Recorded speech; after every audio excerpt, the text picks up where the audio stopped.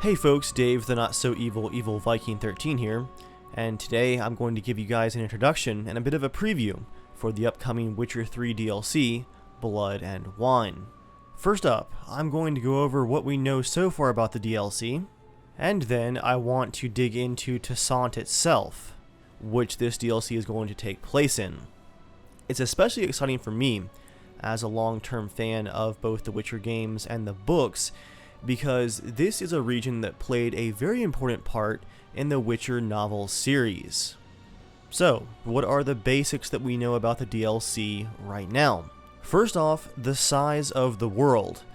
The new area in the expansion, which is of course Toussaint, a small duchy in the Nilfgaardian Empire, will be about as big as all of the islands of Skellige combined, and that's pretty impressive.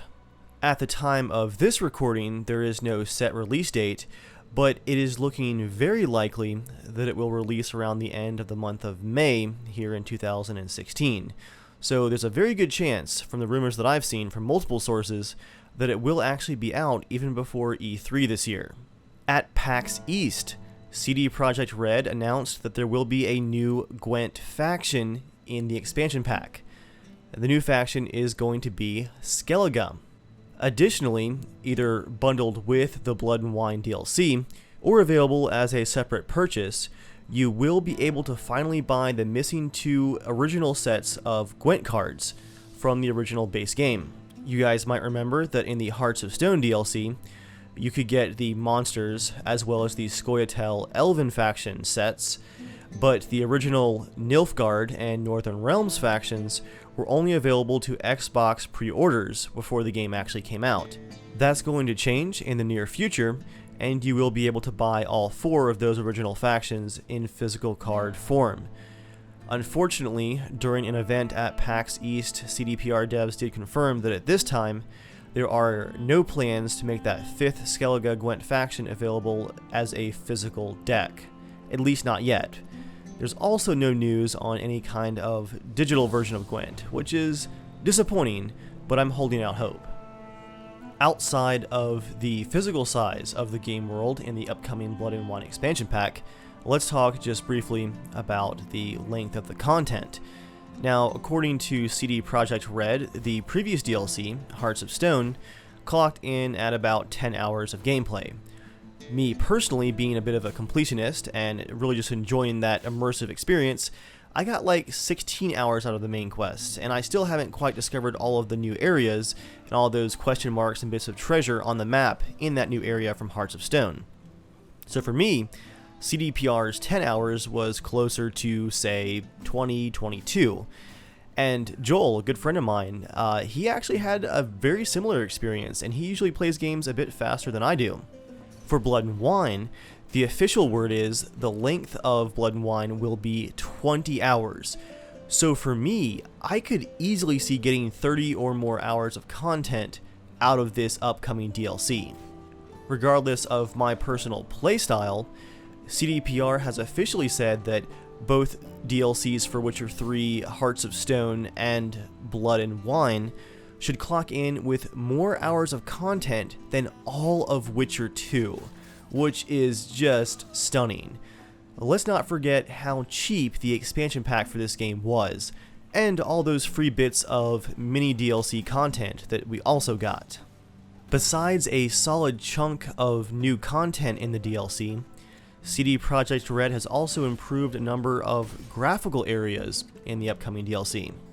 Now, that's to be expected, but going back just briefly to the minor downgrade controversy last year when the game launched, one of the areas of complaint for people was that some of the grass and vegetation didn't look as lush and didn't blend in as well with the ground as, say, the original E3 trailers. Well, CDPR says that they have a fantastically improved grass that's going to be in this DLC, and they're looking at the possibility of patching that back into the main game as well. Yeah, that's a small detail, but to me especially, small things like that matter, and it's neat to see that they are listening and working on improving some weaker points in the game, even the small stuff. On the sound front, it has been confirmed from The Witcher 3's composer that Blood and Wine will feature a completely new soundtrack written from scratch, and it will not actually use any music from the base game. I loved the original game soundtrack, so the news that we're going to get so much new music is very exciting, but I also kind of expected it, because I want to dive into the area of Toussaint and why it's going to be just completely different from anything we've seen in the base game, and why that also makes sense that we're going to get new music, along with, as you guys have seen in these screenshots, some pretty unique visuals as well. For those of you that have not read the Witcher 3 novels, well, first of all, you're missing out.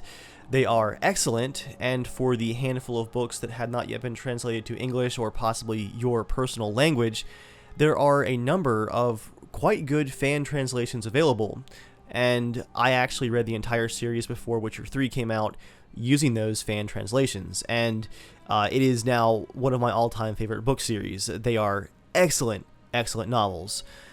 But for those of you that have not read them and might want to, I am going to keep this as spoiler-free as possible.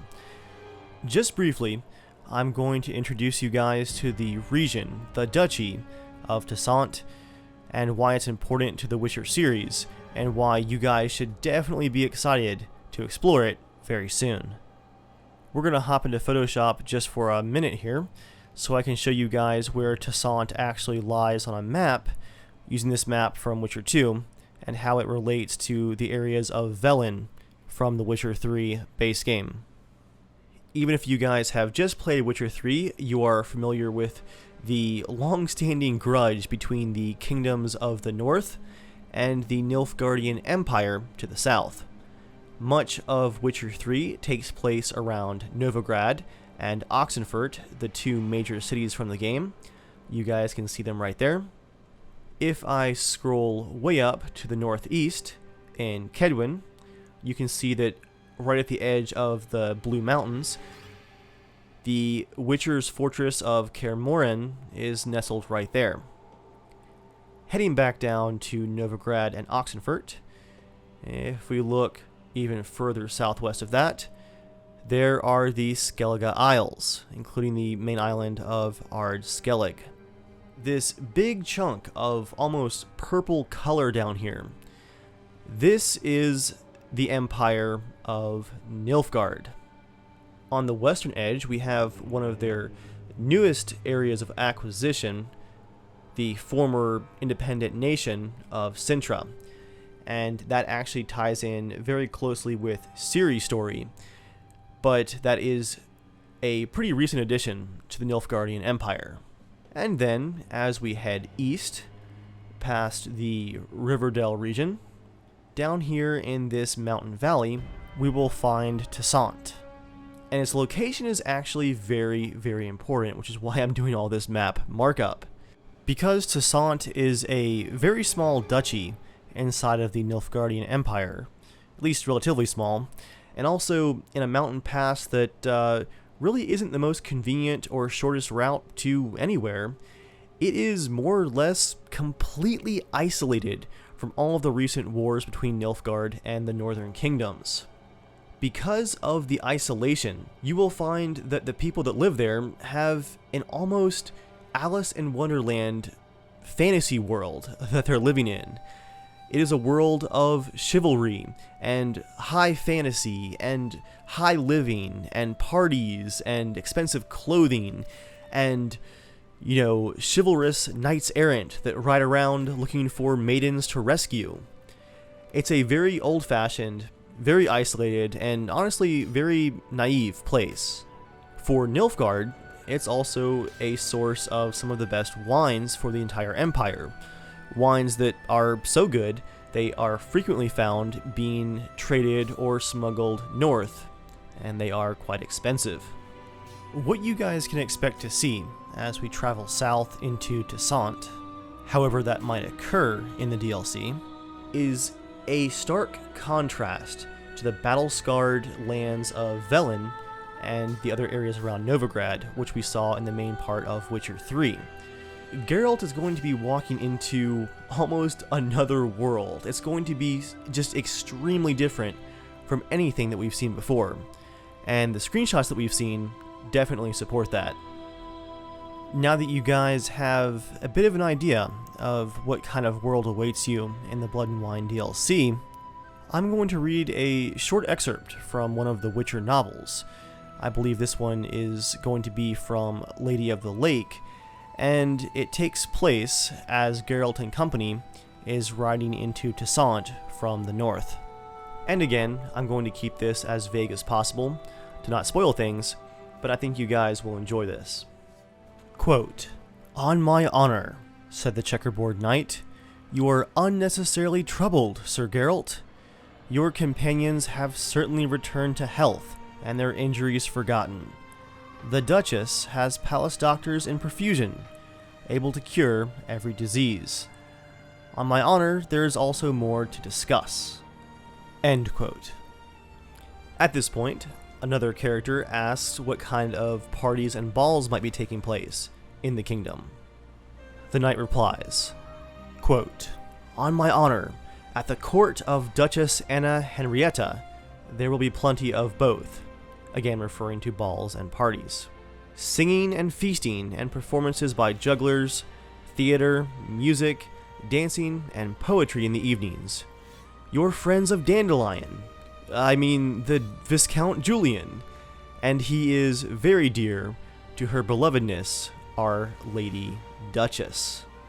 End quote. And if you guys have not yet heard, the Duchess, who is beloved by her people, has most likely already been spotted in one of the Blood and Wine DLC screenshots. Notice the crown that the woman in the center of this screenshot is wearing. That is very likely the Duchess Anna. Okay, well, I could go on, but again, I don't want to spoil the books for you guys.